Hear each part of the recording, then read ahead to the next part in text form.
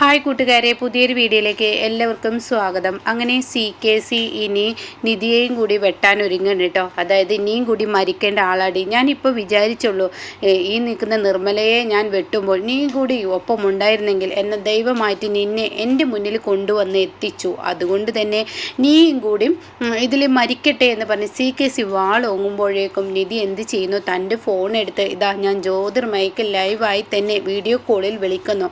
നിങ്ങളുടെ ഇന്നത്തോടു കൂടി ഞാൻ മരിക്കുകയാണെങ്കിലും നിങ്ങളുടെ ഭാര്യ ഇതെല്ലാം അറിയട്ടെ എന്ന് പറയുമ്പോൾ CKC ഒന്ന് ഞെട്ടിപ്പോയിട്ടോ.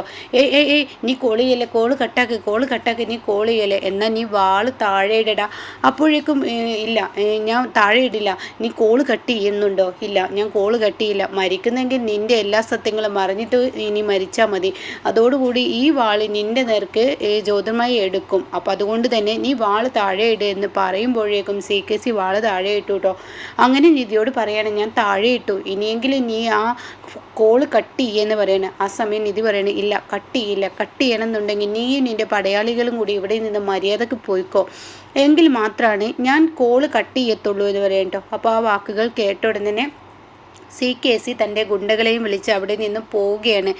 എന്നാൽ ഈ സമയം ഒത്തിരി നേരമായിട്ടും നിധിയെ കാണുന്നില്ല. അതിനെ തുടർന്ന് ടെൻഷനായി തുടങ്ങുകയാണ് കേട്ടോ പാറുവിനും അതുപോലെ തന്നെ ഈ പറയുന്ന നിർമ്മലയ്ക്കും. അവർ പറയുകയാണ്, ഈശ്വര എന്താ ഇപ്പോൾ ഉണ്ടായത്, അവളെ കാണുന്നില്ലല്ലോ, ഈ പറയുന്ന ഗൗതമിനെയും കാണുന്നില്ല. അപ്പോൾ ഗൗതം കയറി വരുന്നു കേട്ടോ. അപ്പോൾ ഗൗതമിനെ കണ്ടുടൻ തന്നെ എന്തായി ഇന്നത്തെ കാര്യങ്ങൾ, എങ്ങനെയുണ്ടെന്നൊക്കെ ചോദിക്കുന്നുണ്ട് കേട്ടോ. ആ സമയം പറയാണ്, എനിക്ക് ഇൻ്റർവ്യൂ നടത്തി. അപ്പോഴാണ് നിധി കയറി വരുന്നത്. നിധിയെ കണ്ടപാടെ ഉടൻ തന്നെ നിധിയോടും ചോദിക്കുകയാണ് എന്തായി.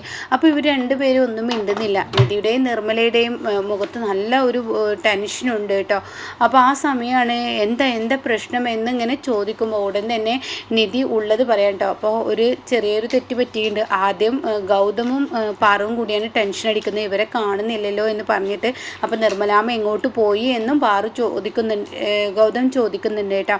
അപ്പോഴാണ് നിധിയും ഈ പറയുന്ന നിർമ്മലയും കൂടി കയറി വരുന്നത്. ഇവർ മിണ്ടുന്നില്ല. അത് പിന്നെ എന്തൊക്കെ പറഞ്ഞിങ്ങനെ ഉരുണ്ട് കളിക്കുമ്പോൾ ഉടനെ തന്നെ ചോദിക്കുകയാണ്, എന്താണ് പ്രശ്നം, എന്താണെങ്കിലും പറ നിധി എന്നിങ്ങനെ ഗൗതം പറഞ്ഞ ഉടനെ പറയാണ്, അത് പിന്നെ ഒരു കാര്യമുണ്ട്. എന്ത് കാര്യം എന്ന് വീണ്ടും ആവർത്തിക്കുമ്പോൾ ഉടൻ പറയുകയാണ്, അതില്ലേ നമ്മുടെ നിർമ്മലാമ്മയെ CKC ഇന്ന് കൊല്ലാൻ വേണ്ടി ഗുണ്ടകളുമായി വന്നിരിക്കുന്നു. അപ്പോൾ ഇത് കേട്ട ഗൗതമിനങ്ങ് ദേഷ്യം പിടിക്കുക. ഓഹോ, അവൻ വീണ്ടും പുറത്തോട്ട് ഇറങ്ങിയില്ലേ. അപ്പോൾ ഉണ്ടായ കാര്യങ്ങൾ നിധി പറയാണ്. അതിന് CKCയെ കുറ്റം പറയാൻ പറ്റില്ല, ഈ നിൽക്കുന്ന നിർമ്മലാൻറ്റി തന്നെയാണ് പ്രശ്നക്കാരി എന്ന് പാറുവിനോട് നിധി പറയാണ്, ഗൗതമിനോടും കൂടി. അപ്പോൾ എന്താ സംഭവം എന്ന് ചോദിച്ചറിയണം. അങ്ങനെ ഉണ്ടായ കാര്യങ്ങൾ പറയാണ്. വരുന്ന വഴിക്ക് ജ്യോതിർമയ്ക്ക് ആക്സിഡൻ്റ് ആയി. അങ്ങനെ അവരെ രക്ഷിച്ച് ഹോസ്പിറ്റലിലോട്ട് കൊണ്ടുപോയി വീട്ടിലാക്കി. ആ സമയം CKCയെ മുന്നിൽ കണ്ടു. ജ്യോതിർമയ്ക്ക് ഈ പറയുന്ന നിർമ്മലാൻറ്റിയെ ഭയങ്കര ഇഷ്ടമായി. പക്ഷേ ഇവിടെ പ്രശ്നം വേറെ ആയിരുന്നു. ഇതൊക്കെ ഇഷ്ടമായപ്പോൾ ഇവിടെ കൊണ്ടുവിടാൻ ഇങ്ങനെ നിർമ്മലയെ കൊണ്ടുവിടാൻ CKCയെ ആളാക്കി. CKC അപ്പോഴേക്കും ഗുണ്ടകളാക്കി. ആ സമയം നിർമ്മലാമ്മ എനിക്ക് വിളിച്ചു പറഞ്ഞത് കൊണ്ട് തന്നെ കറക്റ്റ് സമയത്ത് ഞാൻ അവിടെ എത്തി എന്നൊക്കെ പറയുമ്പോൾ ഗൗതം പറയണേ, ഇതാണ് CKC, നന്ദിയില്ലാത്ത നായ എന്ന് തന്നെ പറയാം. നന്ദിയില്ലാത്ത നായയാണ് അയാൾ. അതുകൊണ്ട് തന്നെ അയാൾക്ക് ആർക്കും ഉപകാരം ചെയ്യരുത്, ആരും തന്നെ ഉപകാരം ചെയ്തു കൊടുക്കരുത്. ചെയ്തു കൊടുത്തവർക്കൊക്കെ ഈ ശിക്ഷയാണ് കിട്ടുക. നിങ്ങൾ ഓർക്കേണ്ട കാര്യം അതാണ്. അയാൾക്ക് എന്ത് തന്നെ ചെയ്തു കൊടുത്താലും ഇപ്പോൾ അയാളുടെ ഭാര്യയെ രക്ഷിച്ചു എന്ന ആ ഒരു ഇതുപോലെ അയാളിൽ ഉണ്ടായില്ലല്ലോ. അപ്പോൾ അതുകൊണ്ട് നിർമ്മലാമ്മ എപ്പോഴും ശ്രദ്ധിക്കണം, ഇനി മേലിൽ ഇങ്ങനത്തെ വിഡ്ഢിത്തരത്തിൽ പോകരുതെന്ന് പറയുന്നത് ശരിയെന്നും പറയാണ്. അപ്പോൾ ഉടൻ തന്നെ പാറു ചോദിക്കുകയാണ്, എന്താണ് സത്യത്തിൽ നിങ്ങളുടെ ജോലിയുടെ കാര്യം നിങ്ങൾ രണ്ടുപേരൊന്നും മിണ്ടാത്തത്. അപ്പോൾ ഗൗതം പറയുന്നത്, നിധി നീ പറ എന്താണ് ജോലിയുടെ കാര്യം. അപ്പം നിധി പറയണേ, ജോലിയുടെ കാര്യത്തിൽ ഞാൻ പോയി, എനിക്ക് അവരെന്നെ എടുക്കുകയും ചെയ്തു. പക്ഷേ എന്ന് പറയുമ്പോഴേക്കും എന്താ പക്ഷേ എന്ന് പാറു ചോദിക്കുകയാണ്. ഉടൻ പറയാണ്, ഞാൻ അവിടെ ചെല്ലുമ്പോൾ ഒരു യമുന ഒരു കുഞ്ഞിനെയും വന്നിട്ട് ഇരിക്കുന്നുണ്ടായിരുന്നു. ഞാൻ വന്നില്ലെങ്കിൽ അവൾക്കായിരുന്നു ആ ഒരു ഒഴിവ് കിട്ടിയിരുന്നത്. പക്ഷേ എന്നെ കണ്ടപ്പോൾ അവർക്ക് എന്നെ മതി. പക്ഷേ ആ പെൺകുട്ടിക്കാണെങ്കിലോ ഈ ഒരു ജോലി കിട്ടിയില്ലെങ്കിൽ അവളുടെ മാനവും പോവും, ജീവനും പോവും, അവളുടെ കുഞ്ഞിനെ അമ്മയില്ലാതാവും. അപ്പോൾ അതുകൊണ്ട് തന്നെ അവൾക്ക് ഞാനത് വിട്ടുകൊടുത്തു. ഓഹോ, അപ്പോൾ അങ്ങനെയാണ് അല്ലേ. അപ്പോൾ നമ്മുടെ ബുദ്ധിമുട്ട് അത് കേട്ട ഉടൻ തന്നെ നിധി പറയണേ, ഇപ്പോൾ നമ്മുടെ ബുദ്ധിമുട്ടല്ല വലുത്, ഇപ്പോൾ നമുക്ക് ഏറ്റവും വലുത് ആ പെൺകുട്ടിയുടെ ജീവരക്ഷയാണ്. നമ്മുടെ ജീവിതം എങ്ങനെയെങ്കിലൊക്കെ കഴിയില്ലേ പാർവതി എന്ന് പറയണേ. അപ്പോൾ നിർമ്മല ചോദിക്കുകയാണ്, ഗൗതം എന്തായി, എനിക്കും ഇതുപോലെ ജോലി കിട്ടി, പക്ഷേ അവിടെ ആരാണ് വില്ലനായി വന്നത് എന്ന് നിർമ്മല ചോദിക്കുമ്പോൾ ഉടൻ തന്നെ പറയാം, വില്ലനല്ല, അവിടെ വില്ലൻ തന്നെയാണ് വന്നത്. അത് നിർമ്മലാമ്മ ചോദിച്ചത് സത്യം. അവിടെ എന്നെ ഇൻ്റർവ്യൂ ചെയ്യുന്ന ആ മാനേജർ തന്നെയാണ് അവിടുത്തെ പേരും കള്ള. അവനോട് പറയാണ് അവനക്ക് കക്കാൻ കൂട്ടു നിൽക്കാൻ എന്നെ സഹായിക്കുമെന്ന്. ഞാൻ പറഞ്ഞു അവൻ്റെ മുഖത്ത് നോക്കി എനിക്ക് ആ ജോലി വേണ്ടെന്ന്. അപ്പോൾ അത് കേട്ടോടനെ ഭാര്യയും ഭർത്താവും ഒരേ സ്വഭാവം, എങ്ങനെയായാലും നിങ്ങൾ രണ്ടുപേരും രക്ഷപ്പെടാൻ ഈശ്വരൻ തന്നെ കനിയണം, രണ്ടുപേരുടെയും സ്വഭാവം ഒരേപോലെ എന്നൊക്കെ പറഞ്ഞ് ചിരിക്കുകയാണ് കേട്ടോ. അപ്പോൾ ആ സമയം ഗൗതം പറയണം എന്തായാലും ചിരിക്കാൻ സമയമില്ല, ഞാനൊരു ജോലി കണ്ടെത്തട്ടെ, ഇവിടെ ഇങ്ങനെ നിന്നിട്ട് കാര്യമില്ലല്ലോ, കാര്യം പറഞ്ഞു പോകണമെന്ന് തോന്നി, അതുകൊണ്ട് വന്നതാണ്, ഇനി ഞാൻ പോട്ടെ എന്ന് പറയുന്നുണ്ട് കേട്ടോ. ഇതേ സമയം വസുന്ധരയാണ് കാണിക്കുന്നത്. വസുന്ധര ഇങ്ങനെ ഹോളിൽ ഇരിക്കുമ്പോൾ പ്രണവും അതുപോലെ രേണുകയും ഈ പറയുന്ന സെർവൻറ്റും ശിവാനിയും കൊണ്ടുവന്നിട്ട് ഭക്ഷണം ഇങ്ങനെ വിളമ്പുന്നുണ്ട്. അപ്പോൾ നല്ല ബിരിയാണിയാണ് വെച്ചിരിക്കുന്നത്. ആ ബിരിയാണിക്ക് ചിക്കൻ പൊരിച്ചതും ഒക്കെ ഇങ്ങനെ ഇട്ട് കൊടുക്കുകയാണ്. അപ്പോൾ രേണുക പറയണ നല്ല ടേസ്റ്റ് ഉണ്ടല്ലോ. അത് കേൾക്കുന്ന ശിവാനി പറയണേ അതെ, പറയാതിരിക്കാൻ വയ്യ, ഞാനൊരാളെ വെക്കുമ്പോൾ ഇത്ര നന്നായി പാചകം ചെയ്യുന്ന ഒരാളെ എനിക്ക് കിട്ടുമെന്ന് പ്രതീക്ഷിച്ചില്ല. അപ്പോൾ വസുന്ധര സോഫയിൽ ഇരിക്കുന്നുണ്ട് കേട്ടോ. എന്നാൽ പ്രണവാണെങ്കിലും ആരെങ്കിലും ഒരാൾ വസുന്ധരയെ ഭക്ഷണം കഴിക്കാൻ വിളിക്കുന്നില്ല, ആരും തന്നെ വിളിക്കുന്നില്ല. ഇത് സത്യത്തിൽ വസുന്ധരക്ക് സങ്കടമാവണം. അങ്ങനെ വസുന്ധര ചിന്തിക്കുകയാണ്, ഇവളെ ഞാൻ എത്രമാത്രം സ്നേഹിച്ചതാണ്, എന്നിട്ട് ഇവള് പോലും ഇവളുടെ അമ്മയോ ഇവളോ, എന്നാൽ പോട്ടെ എൻ്റെ ചോരയായ പ്രണവ്, അവനെങ്കിലും എന്നെ ഒന്ന് വിളിച്ചൂടെ, അവനും വിളിച്ചില്ല. ഇതിനെല്ലാം ശിവാനിയാണ്. അവളെ പോലെ ഒരു വൃത്തികെട്ടവളെ ഈ വീട്ടിലോട്ട് നിധി പറയുന്നത് പോലെ കൈപിടിച്ച് കയറ്റരുതായിരുന്നു. അത് ചെയ്തത് ഞാൻ തെറ്റ് തന്നെ. എന്നാൽ ആ തെറ്റ് ഇനിയെങ്കിലും തിരുത്തിയില്ലെങ്കിൽ എനിക്ക് തിരിച്ചടി കിട്ടുമെന്ന് എനിക്ക് മനസ്സിലായി. അതുകൊണ്ട് തന്നെ അവൾക്കിട്ട് ഒരു പണി കൊടുക്കണം. അതിന് ഈശ്വര എന്ത് പണിയാണ് എൻ്റെ മുന്നിൽ? പ്രണവ് ശിവാനിയും കൂടി തെറ്റാനുള്ള ഏക വഴി എന്തായിരിക്കും എന്നിങ്ങനെ ചിന്തിക്കുകയാണ് കേട്ടോ. അങ്ങനെ പതിയെ ഇങ്ങനെ മുകളിലോട്ട് കയറി പോവാണ്. ആ സമയം ഫോണിൽ എന്തെങ്കിലും ഒരു പണി ഒപ്പിക്കാം, അതായിരിക്കും ഇപ്പോൾ ഏറ്റവും നല്ലത്.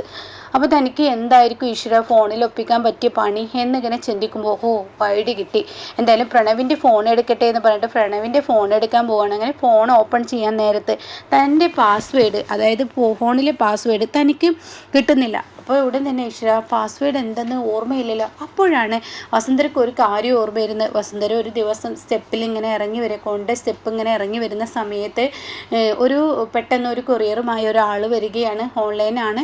അപ്പോൾ ആ സമയം ശിവാനിയും അതുപോലെ പ്രണവ് അവിടെ ഇരിക്കുന്നുണ്ട്. അപ്പോൾ ശിവാനി പറയാണ്, ശിവാനിയോട് അയാൾ വന്ന് പറയുന്നുണ്ട്, നിങ്ങൾ ഓൺലൈനായി വാങ്ങിച്ച സാധനം വന്നിട്ടുണ്ട്, അപ്പോൾ അതിൻ്റെ ക്യാഷ് പേ ചെയ്യണം. അപ്പോൾ പ്രണവ് അവിടെ ഇങ്ങനെ ഇരുന്ന് മൊബൈൽ കാണുകയാണ്. അപ്പോൾ പ്രണവിനോട് ചോദിക്കുകയാണ്, പ്രണവ് എനിക്കൊരു 5000 രൂപ തരുമോ, ഓൺലൈനിലായിട്ടാണ് ഇവർ ബില്ലടക്കാൻ പറയുന്നത്, അപ്പോൾ പ്രണവ് എന്ന് തരുമോ? അപ്പോൾ ഉടൻ തന്നെ ശരി ഞാൻ തരാം.